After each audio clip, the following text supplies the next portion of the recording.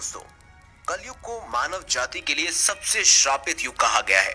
लेकिन विष्णु पुराण में महर्षि व्यास जी ने बताया कि कलयुग सभी युगों में सर्वश्रेष्ठ है। इसका कारण ये है कि इस युग में बाकी युगों की अपेक्षा मनुष्य बड़ी ही सरलता से परमात्मा को प्राप्त कर लेता है। तो चलिए दोस्तों, जानते हैं कि आखिर कलयुग सभी युगों में सर्वश्रेष्ठ क्यों है।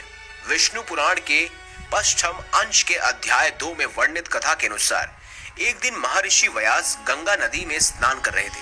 तभी कुछ ऋषिगण वहां पहुंचे।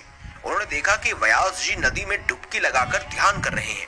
तो वह लोग वहीं तट पर वृक्षों के तले बैठ गए। फिर कुछ समय बाद जब महर्षि व्यास ध्यान से उठकर खड़े हुए तो उन्होंने उन ऋषियों से कहा कि युगों में कलयुग मानवों में शूद्र और इंसानों में स्त्री श्रेष्ठ है। ऐसा कहकर उन्होंने फिर से जल में गोता लगाया और फिर कुछ समय बाद उठकर कहा, शूद्र तुम ही श्रेष्ठ हो, तुम ही धन्य हो। ये कहकर वे महामुनि फिर जल में मगन हो गए और फिर खड़े होकर बोले, स्त्रियां ही साधु हैं, वे ही धन्य हैं।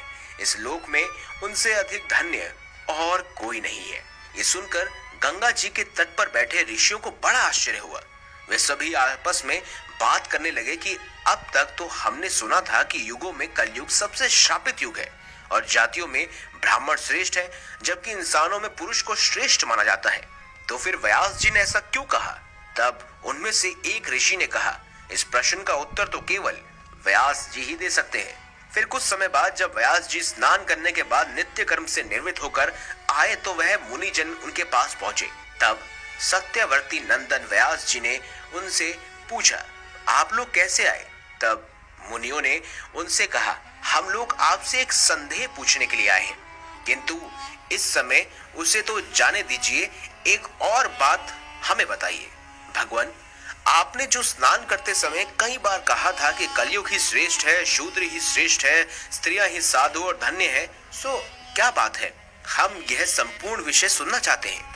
मुनियों के इस प्रकार पूछने पर व्यास जी ने हंसते हुए कहा, हे मुनि श्रेष्ठों, मैंने जो इन्हें बारंबार साधु साधु कहा था उसका कारण सुनो।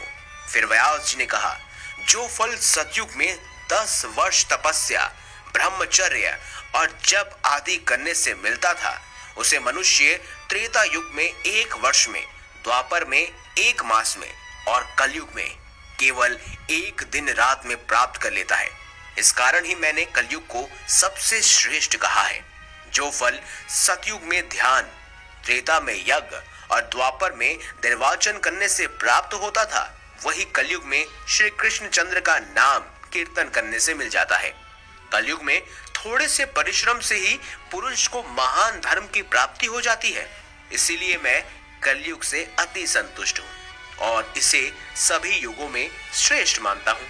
अब श्रुत क्यों श्रेष्ठ है, यही आपको बतलाता हूँ। ब्राह्मणों को पहले ब्रह्मचर्य व्रत का पालन करते हुए वेदाध्ययन करना पड़ता था और फिर सर्वधर्माचरण से उपाधिजनक धन के द्वारा विविध पूर्व यज्ञ करने पड़ते थे। इसमें सभी व्यर्थ वार्तालाप, व्यर्थ भोजन और व्यर्थ यज्ञ उनके पतन के कारण होते थे। इसीलिए उन्हें सदा संयमी रहना आवश्यक था। सभी कामों से अनुचित करने से ही उन्हें दोष लगता था। यहाँ तक कि भोजन और जल आदि में वह अपने इच्छा अनुसार नहीं भोग सकते थे, किंतु उन्हें संपूर्ण कार्यों में परतंत्रता रहती थी। इसी प्रकार वह अत्यंत कलेश से पुण्य लोगों को प्राप्त करते थे, किंतु जिसे केवल मंत्रहीन पाक यज्ञ का ही अधिकार है, वह शुद्ध दिव्यजों की सेवा करने से ही सदगति प्राप्त कर लेते हैं। इसीलिए वह अन्य जातियों की अपेक्षा धान्यतर है। हे मुनि, शूद्र को भक्ष्या भक्ष्या अथवा पेया पेया का कोई नियम नहीं है, इसीलिए मैंने उन्हें साधु कहा था। अब स्त्रियों की बात करते हैं कि स्त्रियों को मैंने क्यों श्रेष्ठ कहा। पुरुषों को अपने धर्मानुकूल प्राप्त करने के लिए धन से भी सर्वदा सुपात्र को दान और विधि पूर्वक यज्ञ करना था। जैसा कि आप सभी जानते हैं कि इस द्रव्य के उपार्जन और रक्षण में महान कलेश होता है। उसको अनुचित कार्य से लगाने से मनुष्य को कष्ट भोगना पड़ता है, किंतु स्त्रियां तो तन मन वचन से पति की सेवा करने से ही उनकी हितकारिणी होकर पति के समान शुभ लोगों को अनन्यास ही प्राप्त कर लेती है। जो पुरुषों को अत्यंत परिश्रम से मिलता है। इसीलिए मैंने तीसरी बार ये कहा कि स्त्रियां ही साधु हैं। तो दोस्तों, अब तो आप भी समझ गए होंगे कि आखिर व्यास जी ने क्यों कहा कि कलयुग दूसरे युगों के मुकाबले सर्वश्रेष्ठ है, शूद्र दूसरे वर्णों के मुकाबले क्यों सबसे श्रेष्ठ है और स्त्रियां पुरुषों के मुकाबले क्यों श्रेष्ठ है। दोस्तों, अगर आपको हमारी ये खास जानकारी या वीडियो अच्छी लगी है तो इस वीडियो को लाइक करें